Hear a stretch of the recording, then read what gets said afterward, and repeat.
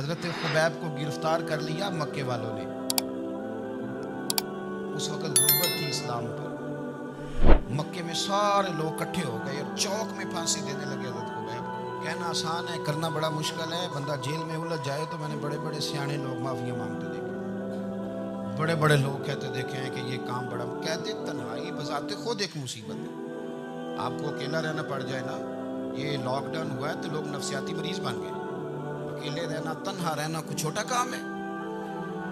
حضرت خبیب اکیلے اور مکے کا دور اور چاروں جانب کافر، اور چوک میں جب پھانسی پہ لٹکایا جانے لگا تو ابو سفیان بولے اور بول کے کہنے لگے یار بندہ کوئی کام کر کے بڑا پچھتاتا بھی ہے، یار نتیجہ کیا نکلا؟ تو معاذ اللہ آپ کا بھی نتیجہ تو پھانسی ہے، تو آپ کا کیا خیال ہے؟ یہ آپ یقین کریں کہ لوگ صحیح صحیح ساتھ چلتے ہیں، تھوڑی سی دشواری اٹھانی پڑ جائے تو کہتے ہیں میں گاڑی ٹھیک کروں، اور انہی پتھروں پہ چل کے اگر آ سکو تو آؤ. میرے گھر کے راستے میں کوئی کہکشاں نہیں ہے. لوگ نا میٹھا میٹھا کھانا چاہتے ہیں، تھوڑا کڑوا آ جائے تو مصیبت بن جاتی ہے. کہتے ہیں سارے فلانے سے پیار کریں گے تو میں کروں گا، سارے مخالفت بھی کریں گے تو ہم انشاءاللہ پیار ہی کریں گے. یہ کیا بات ہوئی کہ ہم زمانے کا رنگ دیکھ کے چلیں گے؟ اب بعض لوگ پچھتا رہے ہوتے. حضرت خبیب سے کہا، ابو سفیان نے ابھی کلمہ نہیں پڑھتے تھے، کہنے لگے تو اس وقت پھانسی پہ لٹک رہا ہے اور تیرے نبی مدینے میں اور آرام میں، اور ان کے صحابہ آرام میں، اہل بیت گھر میں. تیرے ذہن میں اگر اس وقت یہ بات ہو کہ اس وقت تیری جگہ پہ وہ ہوتے معاذ اللہ، تو پھر کیا ہوتا؟ مجمع غیروں کا، علاقہ غیروں کا. یہ ٹائم آیا تھا اب نعرہ رسالت لگانے کا. اب ٹائم آیا حضرت خبیب نے نعرہ رسالت لگانا ہے، پر لگانا کس طرح ہے کہ کافر یاد رکھیں. حضرت خبیب سے کہنے لگے اگر تیری جگہ حضور ہوتے تو پھر تیرا کیا خیال ہے معاذ اللہ؟ تو حضرت خبیب کہنے لگے تم ابھی بھی نہیں سمجھے. ٹھیک ہے میں مکے میں اکیلا ہوں، سارے لوگ مدینے میں ہیں، پر میں پچھتا نہیں رہا، میں تو فخر کر رہا ہوں. میں فخر کر رہا ہوں اس لیے کہ چوری کر کے جان نہیں دے رہا، مدینے والے کی عزت پہ جان دے رہا ہوں. میں فخر کر رہا ہوں. فرمایا سن، تو کہتا ہے تیری جگہ حضور ہوتے اور تم انہیں یہاں معاذ اللہ پھانسی پہ لٹکاتے. فرمایا سن، میں تو یہ بھی پسند نہیں کرتا کہ میں گھر میں بیٹھا ہوں اور میرے نبی کو ہلکا سا کانٹا بھی چبھ جائے. ہمارا اپنے نبی سے محبت کا رشتہ ہے، ایک کانٹا بھی حضور کے قدم مبارک میں چبھے ہمیں برداشت. مجمع ان کا تھا، نعرے لگ رہے تھے، ہم نے مسلمان پکڑ لیا. لیکن حضرت خبیب نے اکیلے، اللہ کرے آپ کو میری بات کی سمجھ آئے، اللہ کرے آپ کو سمجھ آئے، اکیلے جب پھانسی کے تختے کے قریب نعرہ لگایا نا کہ میں تو کانٹا بھی نہیں چبھنے دوں گا اپنے نبی کو. اب سارے ہار گئے. اب اس ایک جملے نے نا ان کو شکست خوردہ کر دی.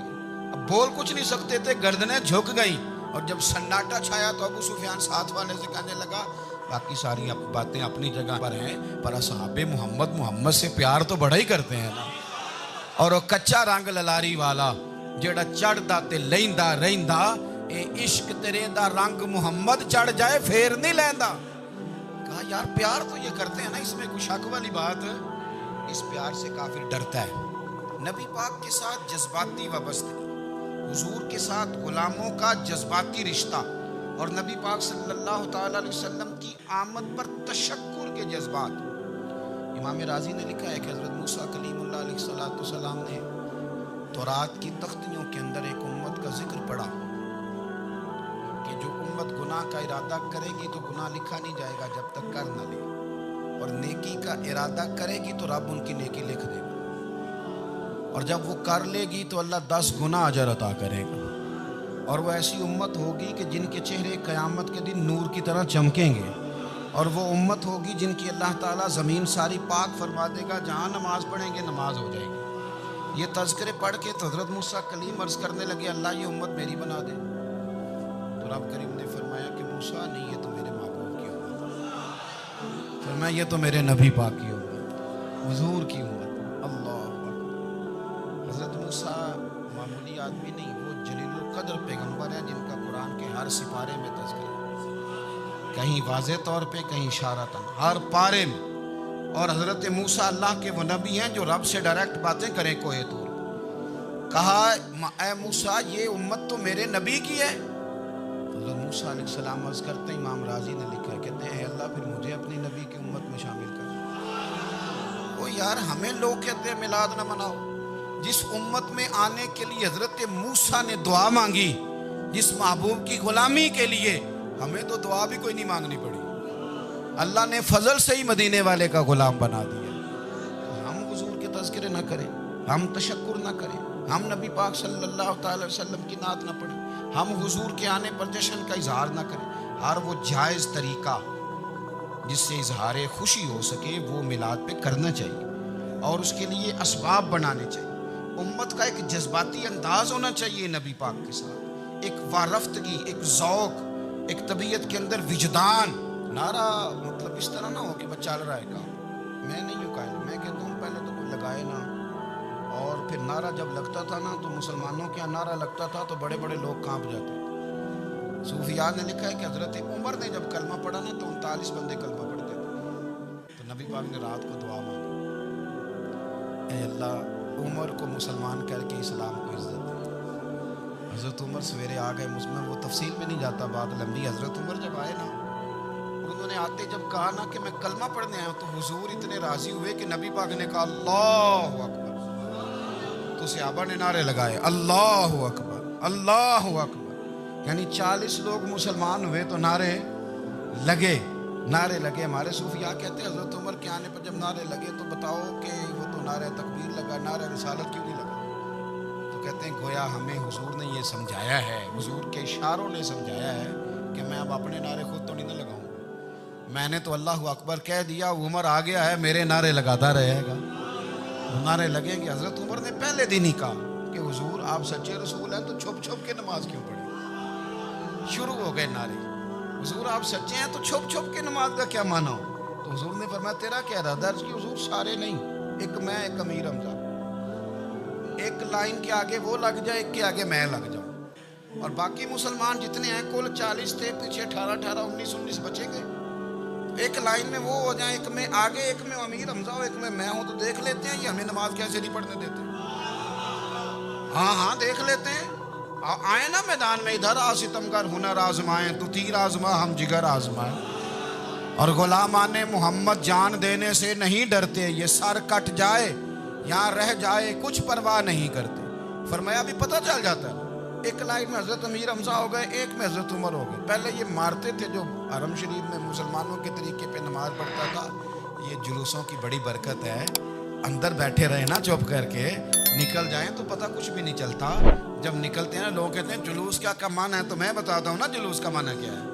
حضرت عمر نے باہر نکلے 2 لائنوں کا جلوس، لمبا بھی کوئی نہیں، بندے بھی 40، اور جناب فاروق اعظم باہر نکلے تو عمر کا نعرہ، عمر کا، حضرت عمر نے یوں کر کے آستینیں بازو کی چڑھا لی، اور اپنے گلے میں جو ان کے رومال تھا نا اس کو یوں سینے پہ باندھا، اور اس ہاتھ میں تلوار تھی تو یوں کر کے باہر لہرائی، کہنے لگے او مکے کے کافرو ادھر آؤ میرے سامنے، جس نے اپنی بیوی بیوہ کرانی ہو، جس نے بچے یتیم کرانے ہوں، وہ آئے میدان میں، مصطفیٰ کے غلام آج سڑکوں پہ نکل آئے میدان میں، ہمارے سامنے ہمارا مقابلہ کرے، آئے نا میدان میں، ہم نکلے ہیں، اب ہم یہاں کعبے میں اعلانیہ نماز پڑھیں گے، ہم پڑھیں گے، طاقت ہے تو آؤ نا ہمارا مقابلہ کرو، آؤ۔ کفر بذات خود بہت بڑا جھوٹ ہے، اور جھوٹ کے پیر، بس 2 بندے نکلے تلواریں لے کے آگے، تو پھر حضرت عمر نے اعلانیہ نماز پڑھوائی خانہ کعبہ۔ تو میرے بھائی رسول اللہ صلی اللہ علیہ وسلم کے غلام تو جب نعرہ لگاتے تھے تو ہو ہی کمال جاتا تھا۔ پھر بریلی کے امام بولے، کہنے لگے پیش حق مجدہ شفاعت کا سناتے جائیں، حضور قیامت کے دن آگے آگے نا، ہمارے آگے آگے خوشخبری دیں گے، کہیں گے تم فکر نہ کرو، آ جاؤ میں تمہیں بخشواتا ہوں، میں تمہاری سفارش، آ جاؤ پیچھے پیچھے۔ حضور نہ پیش حق مجدہ شفاعت کا سناتے جائیں گے۔ یقین کریں بریلی کے امام کو بھی بڑا ہی رنگ آتا ہے بیان کرنے کا، کہنے لگے آپ روتے جائیں گے، اللہ کو منانا ہے نا حضور نے، کہتے ہیں پیش حق مجدہ شفاعت کا سناتے جائیں گے، آپ روتے جائیں گے، پر ہم کو ہنساتے جائیں گے، باغ جنت میں محمد مسکراتے جائیں گے، پھول رحمت کے گریں گے ہم اٹھاتے جائیں گے، اور حشر میں ہوگا ہمارا داخلہ اس شان سے، ہم یا رسول اللہ کا نعرہ لگاتے جائیں، ہم یا رسول اللہ अल्लाह का नारा। इमाम राजी कहते हैं हुजूर ने एक रुक्का पकड़ा छोटा सा, एक बंदे को लोग दोज़ख में लेके जा रहे हैं। अच्छा मुझे एक बात बताओ, फैसला पहले हो गया है, अल्लाह के सामने हुआ है और फैसला हो गया और तय हो गया कि दोज़ख में जाना है। वो करीब पहुंच गए दोज़ख के, तो हुजूर ने देख लिया और बताया किसने? हजरत आदम ने। हजरत आदम कहने लगे हुजूर वो आपके गुलाम को दोज़ख में ले जा रहे। नबी पाक आगे गए, क्या पढ़ते हैं हमारे भाई? हुजूर ने मुझे उनसे छुड़ा के छोड़ दिया। नबी पाक सल्लल्लाहु अलैहि वसल्लम आगे गए, मैं इधर आओ, कहाँ लेके जा रहे हो? अल्लाह के सामने फैसला हुआ है, फरिश्तों ने किया है ना। फरिश्ते को किसी से बदध्यानती तो नहीं ना करते, फरिश्तों ने जो किया ठीक किया है ना। क्यों लेके जा रहे हो? सोनिया गुनाह ज़्यादा है, नेकियां थोड़ी हैं। फरमाया मेरे सामने तो किसी फरिश्ते ने नहीं कहा कि सोने हम माज़अल्लाह हमको बेईमान है, हमारी कोई से जिद चल साडा कोई बनना सान जाए दे नाल। भाई मेरा मतलब है सही तोला है, फैसला है, और मैं दोबारा तोलो। गोया रब भी फरमाता है जैसे मेरा महबूब कहता है वैसे ही मेरा। और कोई नहीं, दोबारा तोल लो, कोई हर्ज नहीं, तोलो ना दोबारा। फरिश्ते दोबारा आएंगे, उन्होंने दोबारा तोला, एक पलड़े में नेकियां, एक पलड़े में गुनाह। अब वो गुनाह फिर ज्यादा निकले तो नबी पाक ने ना जेब से इतना सा रुक्का निकाला। रुके का भी कोई वजन होता है, वो हुजूर ने नेकियों के पलड़े में रख दिया, नेकियां बढ़ गई। फरिश्ते भी चुप कर गए, चलो भाई जन्नत में। मेरी तरह का था ना पता सारा है सरदार ने की दिया, पता तो था ना उसे मन नानों के मन दानों, तो सीधा हुजूर के कदमों से जा लगा। कहने लगा सोने मैं तो सारी जिंदगी गुनाह करता रहा, ये कौन सी नेकी है? तो हुजूर फरमाने लगे चुप कर, जन्नत का दरवाजा खोल गया, तो जा जन्नत में। हुजूर रुके में क्या है? फरमाया तूने एक दिन दरूद व सलाम नहीं पढ़ा था, मैंने तेरा संभाल के रखा हुआ तेरा दरूद शरीफ, वो नारे रिसालत भी तूने लगाए थे, वो तो खोल के मेरे तज़किरे मैंने तेरा संभाल लिया। दोज़ख में मैं तो क्या मेरा साया ना जाए, क्योंकि रसूल पाक से देखा ना जाए मेरे रसूल पाक। सर और मेरी बात सुनो, मैं भी आपको खाना नहीं खिलाता, लंगर मेरे संगी खिलाते हैं, मेरे दोस्त आपको खाना पेश करते हैं। हर जगह आप जाते हैं तो वहाँ कुछ लोगों की ड्यूटी होती है, लेकिन तिरमिज़ी शरीफ सियासता की हदीस है, हज़रत अनस ने पूछा था हुजूर क़यामत में कहाँ मिलेंगे? फरमाया हौज़े कौसर पे। हुजूर वहाँ अनस पानी पिलाएंगे कि बिलाल पिलाएंगे कि सुहेब पिलाएंगे? फरमाया नहीं, उम्मत प्यासी आएगी तो मैं अपने दस्ते मुबारक से पानी पिलाऊं। हुजूर वहाँ ना मिले तो फरमाया पुल सिरात पे आना, उम्मत गुजरेगी तो मैं रब्बे सल्लिम की दुआएं करूँगा। तो आला हज़रत फरमाते हैं जब हुजूर दुआ कर रहे हैं तो डरने की ज़रूरत क्या है? खुदा की रज़ा चाहते हैं दो आलम, खुदा चाहता है रज़ाए मोहम्मद। रज़ा अब पुल से वज्द करते गुजरी कि है रब्बे सल्लिम दुआए मोहम्मद सल्लल्लाहु। तो हुजूर वहाँ मुलाकात ना हुई तो फिर इस हदीस को भी ये हदीस मजबूत कर देगी। हुजूर फरमाने लगे फिर मिज़ान अमल पे आ जाना, उम्मत के अमल तोल रहे होंगे और मैं कामयाबी की दुआएं मांग रहा हूँगा। तो जिसके लिए हुजूर दुआ मांगेंगे नाकाम होगा, नाकाम होगा। अपने बच्चों को हुजूर की मोहब्बत सिखाएं, नबी पाक सल्लल्लाहु अलैहि वसल्लम की गुलामी करें। आपका रिश्ता नबी पाक के साथ मजबूत होना चाहिए, आपके ताल्लुकात हुजूर के साथ मजबूत होने चाहिए। और आपने दाएं बाएं नहीं देखना कि प्रोपेगेंडा क्या है, लोग क्या कह रहे हैं। लोगों को देख के जो लोग रास्ता बनाते हैं वो पीछे रह जाते हैं। आपने ये देखना है कि मेरा हुजूर से निस्बत का ताल्लुक मजबूत है, कोई किधर जा रहा है इससे हमें कोई ताल्लुक। इस वक्त आलमी हालात क्या हैं, कौमी हालात क्या हैं, मुआशी हालात क्या हैं, जर्नलिस्ट क्या कह रहे हैं फलाने के, हमें इससे गरज नहीं है। हमें तो इतना पता है कि हमने अपने नबी को राज़ी करना है।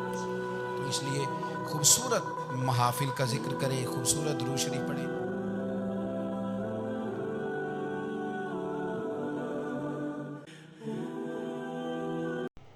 वो सुवे लालाज़ार फिरते हैं, वो सुवे लालाज़ार फिरते हैं, वो सुवे लालाज़ार फिरते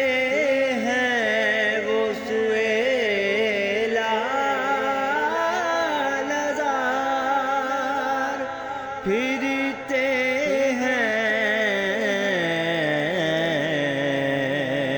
तेरे दिल बहार फिरते हैं, फिरते हैं तेरे दिन बहार।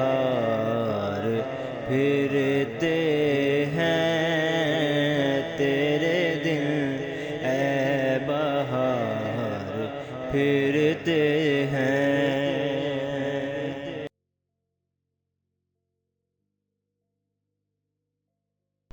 سجدوں کے عوض فردوس ملے یہ بات مجھے منظور نہیں. سجدوں کے عوض فردوس ملے یہ بات مجھے منظور نہیں. بیلوس عبادت کرتا ہوں بندہ ہوں تیرا مزدور نہیں. اس گلی کا گدا ہوں میں جس میں اس گلی کا ہاں جتھے سونا عربی مدنی ماہی بڑے نازاں دے نل پھر دریا. اس گلی کا گدا ہوں میں جس میں مانگتے تاجدار پھرتے ہیں. مانگتے تاجدار پھرتے ہیں.